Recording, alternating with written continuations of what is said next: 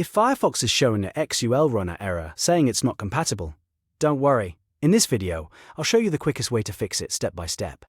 This is usually caused by a broken installation, an outdated version, or corrupted program files, and the best solution is to fully remove Firefox and reinstall the latest official version. If this video helps, please hit the like button and subscribe for more easy tech fixes. First, make sure Firefox is completely closed. If it's open in the background, close it fully before moving on. Next, click on the Windows search bar and type Control Panel.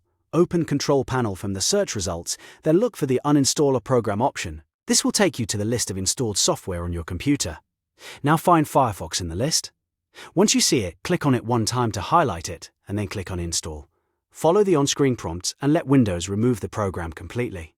This step is important because if the old installation files are damaged, reinstalling over them may not fix the error properly. After Firefox has been uninstalled, open any browser you still have working, such as Chrome, Edge, or another browser on your PC.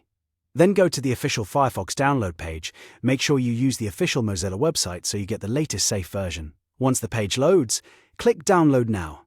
The installer will begin downloading to your computer. When the download finishes, open the installer and follow the setup steps to reinstall Firefox. Let the installation complete fully and then launch Firefox again. In most cases, this fresh install will resolve the XULRunner compatibility error and get the browser working normally again. If the issue was caused by a corrupted version or mismatched files, this process should fix it completely. If this tutorial helped you out, please give the video a like and subscribe to the channel for more simple troubleshooting guides. Thanks for watching, and I'll see you in the next one.